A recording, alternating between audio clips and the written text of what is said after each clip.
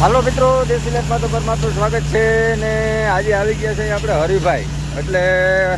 કાનભાઈ દાઢીની વાડી આપણા પાડો અહીંયા મકાન જોતા તમને કદાચ ખ્યાલ આવી ગયા કાનભાઈ દાઢીની આવ્યા સીણા કાઢવા 6-7 વીઘાના સીણા છે પણ લીલાઈ છે અને સવારના આવ્યા હતા બપોરે તો થ્રેસર ચાલુ થયું નક્કી 10 મિનિટ પવન ઉગમનો નાતમનો ને અથડાદો દખડાદો ને એવું થતું અટાણે એમ જ છે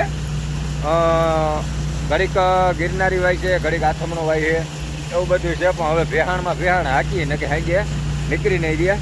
હવે ચણાની ક્વોલિટીની આપણે વાત કરીને તો કાલે રમેશભાઈની હજી કાંઈ હતા ને એની ક્વોલિટી ને આજની ક્વોલિટીનો ફેરફાર શું થયો એ તમને કહું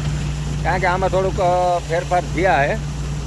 પણ એ કઈ રીતે ફેરફાર થયા અને કેવી રીતે ફેરફાર થયા અને શું ફેરફાર છે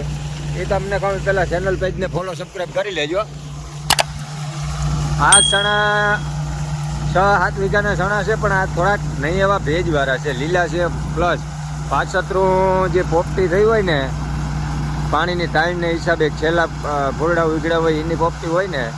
એ દાણે લીલી હોય અને આમે ઝીણી હોય એટલે એ સાયણામાંથી ગળકી જાય ને લીલી હોય એટલે થ્રેસરમાંથી ફોલાય નહીં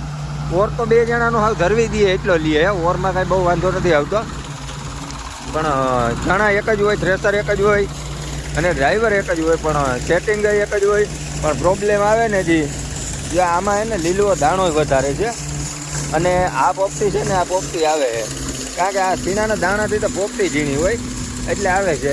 હજી સાઈડ સાઈડના રિઝલ્ટમાં કંઈ જોવું નથી પડતું કંઈ આવતું નથી ડાકરી કે એવું કંઈ વધારે આવે ને તો થાય પણ આમાં કંઈ આવતું નથી બાકી તો કાનભાઈ વરાના હાથે એને ખબર હોય કેવું આવે કાનભાઈ આમાં એને મોઢેથી ઘણા ખાચા વધાઈ ગયા એટલે કલર આવે છે અને જેની પોપટી જે પાછળના ફાલની છે ને એ અમુક ટકા આવે છે બહુ કાંઈ એવું નડે એવું નથી પણ આમાં છે ને આપણે ઓલા થ્રેસરમાં ઝીણકો સાયણો હતો